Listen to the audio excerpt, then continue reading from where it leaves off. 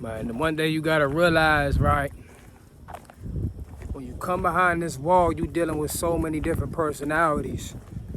And that's part of the reason why I haven't crashed out yet, because Allah subhanahu wa ta'ala, He has pretty much prepared me for everything that I went through in there. It prepared me for everything that I'm going through out here right now. You got so many different personalities in prison that you have to live with, you know. People that are under the same roof as you, that sleep inches away from your bunk. And you have to be able to know how to deal with these people, you know what I'm saying? And I'm not saying you have to be a sucker, but you have to be diplomatic in certain situations, especially when you're dealing with and talking about the gang members. You know what I'm saying? When we talking about gang members, or we just talking about somebody that you know is a crash dummy. You know what I'm saying? You gotta know how to deal with these people in a way that is going to, involve violence as a last resort. You know what I'm saying? As I said before, because at the end of the day, people try and really go home, but you got other people you gotta understand that really don't care about that. A lot of people don't have nothing to go home to. A lot of people don't have money coming into the jail, and therefore they're miserable. So they'll try to inflict that misery on you. You know what I'm saying? Especially if they see that, you know, you're somebody that can get taken advantage of. You know, they won't hesitate in taking advantage of you. You know what I'm saying? They won't hesitate in the least bit, you know. So if you look, I believe it was over there, right above that white truck. That's where I slept at, on that top tier, on one of those windows, bunk 51. And bunk 51 is where I slept. That was that was Queen Anne. Yup, that dorm. They got all the dorms named after the counties in Maryland. That particular dorm was called Queen Anne. One of the most filthiest and dirtiest. Let me zoom in, this thing on camera ain't trying to lock in. It was one of the most dirtiest dorms ever. You know what I'm saying? Summertime it would get crazy hot. Wintertime it would just be off the hook, man. Wintertime it would be so cold in there. You would have to sleep literally with like 5 pairs of socks on. I'm trying to think, what dorm was this right here? I can't remember the name of that dorm, but anyway, over here in this particular area, this was the chow hall. That's the kitchen on the other side of this wall. And like I said, like, this place was so crazy. Like, it was really a jungle. It was really a jungle, you know what I'm saying? And a lot of people that came to this facility had actually came from higher security. You know, they done been locked up for years. You know what I'm saying? They almost at their way out the door, but they're almost, you know, on their way out the door, but they still institutionalized, meaning they still on go. They still doing things that they have no business doing. They need to be worried about coming home, but they still trying to run around and make stuff happen. You know what I'm saying? Still trying to see who has the strips, which is code slang for Suboxone. They still trying to figure out who got the K2 on deck. They still trying to make a couple plays so they got a couple of dollars for when they come home. Really chasing after crumbs. You know what I'm saying? And you know, some of these Bammers, they end up getting caught up and they ship them out back here to the big boy compounds, JCI and all that, which is down here, which is another spot that I was briefly at, you know, back when that was intake. But neither here or there. Like, this spot right here was like, it's crazy, man. Like I said, they had to condemn it because it was like you couldn't really live here. It wasn't safe to live here. Like, it's right here, you know, this don't really do us any justice, but we're gonna walk around this whole entire spot, inshallah. But you know, it was just a messed up situation, man, all around the board, to say the least. And you know, I remember so many times where, you know, I really thought I was gonna rub my bit up in here. Alhamdulillah, Allah protected me and saved me and allowed me to come home and not be affected by, you know, these clowns up in here. Oh, I got a razor wire right there. So now we on the back side of the yard, or I should say the front side of the yard. But this is where I guess you could say this is where I turned into like a whole nother animal at. Like I said, I came into this facility pretty much with what I thought was a strong foundation. However, this yard right here really humbled me. As you can see over there, that's the leg press machine that we used to squat on, or do our leg presses on, I should say. There was a squat rack that's actually over there that was right next to it. That you can see is right behind it, but it was next to it. So that was like the little leg station. I really spent an abundance amount of time right there. When I came into the jail, I could only squat 135. I left the jail squatting 360, you know. So this yard right here would played a large role in my my physical development, as far as, you know, when it comes to my overall capability within you know, my training. Right here, you can see that this is a rusty box.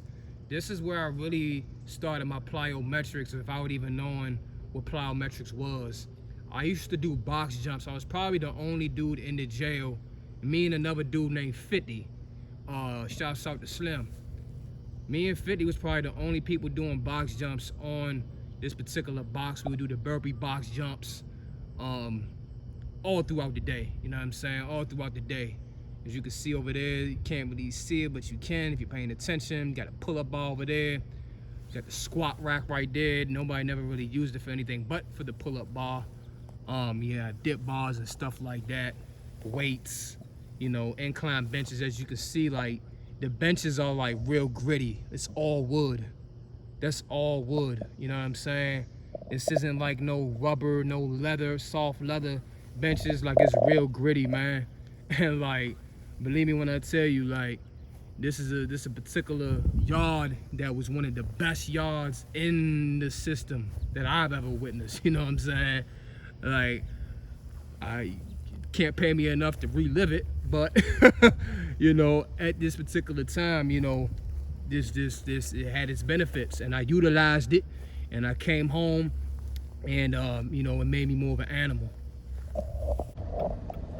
Dorsey Run Correctional Facility is a minimum security prison in Jessup, Maryland.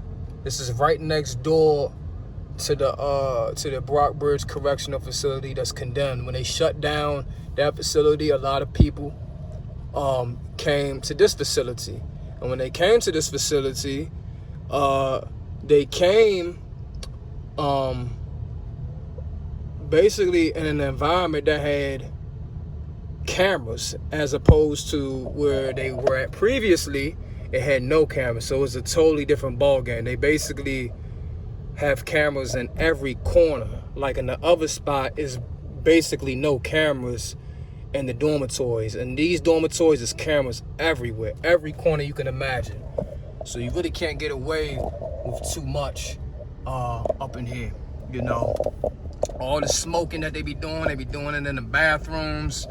You know, in the other spot, they was smoking in, you know, out there in the open, you know, whether it be cigarettes or K2, it would be crazy sometimes. Like, sometimes I can only thank Allah, most of the time I should say, I can only thank Allah that I didn't develop lung cancer by some of the, you know, stuff that I had to inhale secondhand smoke. You know what I'm saying? All the secondhand smoke was just crazy sometimes at that spot. But up here, they say it's just as worse because it's in the shower. And if you step in the shower, it's like you get a contact sometimes. Get a contact high. But neither here nor there. Was an incident that pretty much, you know, I was given information on. I was given firsthand insight on a tragic situation, you know. And once again, this is how you know Al-Islam is the truth, you know. In another authentic hadith, the Rasul sallallahu alaihi wasallam, may peace and blessings be upon him, he had prophesied that towards the end of time, the last days, we are going to experience more Muslim bloodshed, more Muslims shedding one another's blood. And you know, a few months ago down here in Dorsey Run, you had a dude, He was from out the PG DC area. I can't remember what particular hood or spot he was from, but he was Muslim. And the dude that he got into it with was another Muslim. I think the dude's name was B.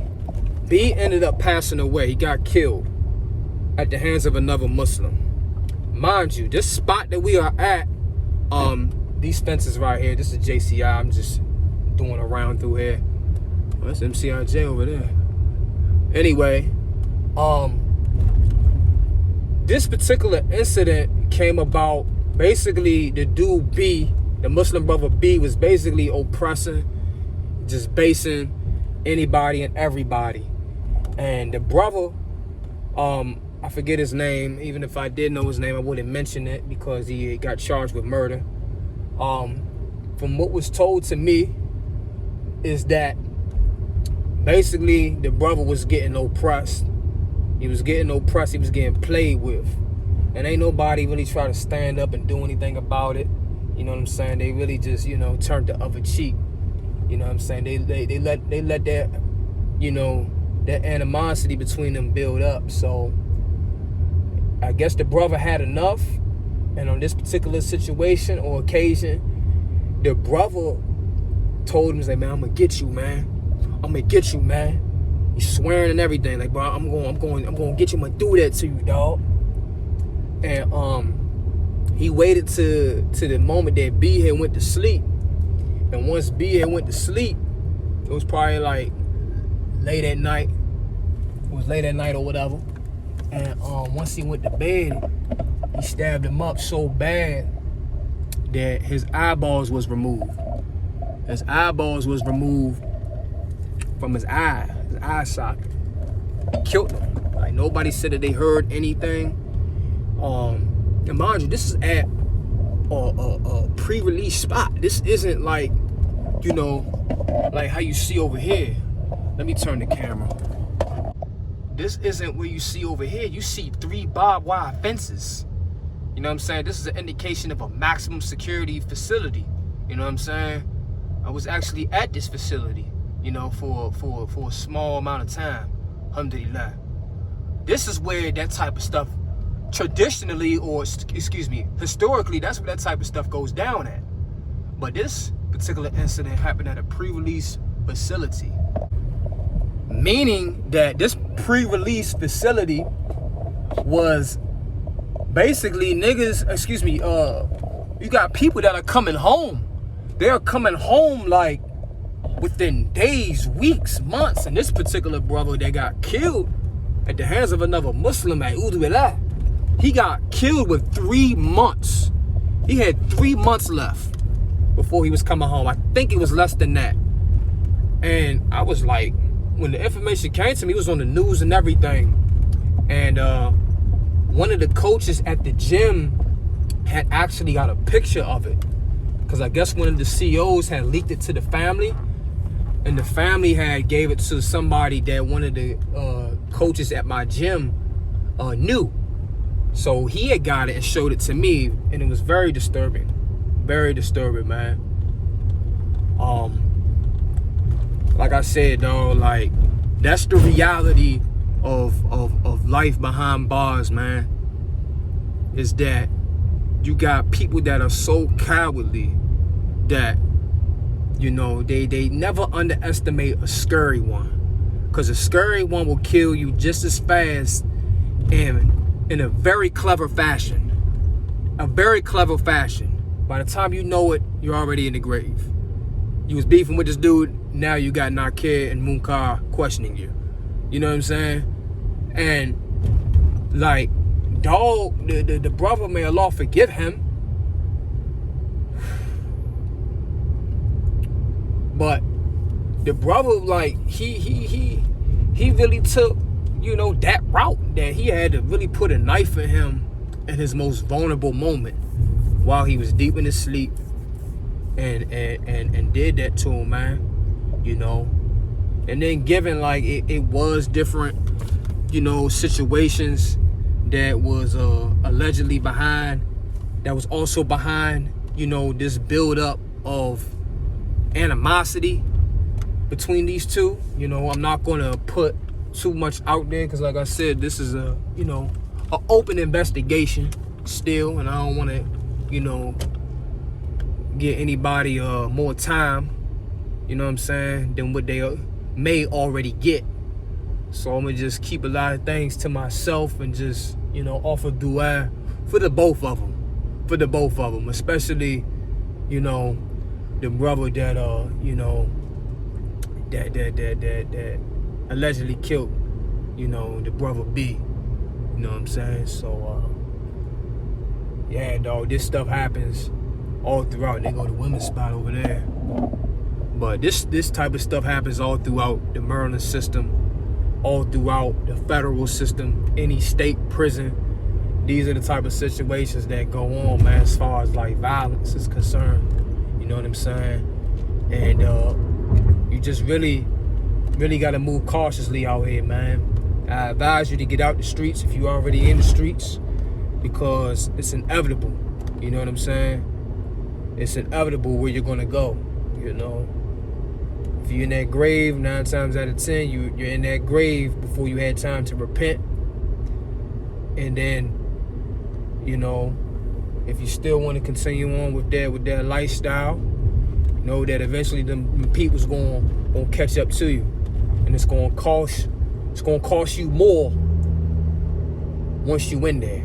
You talking about lawyer fees.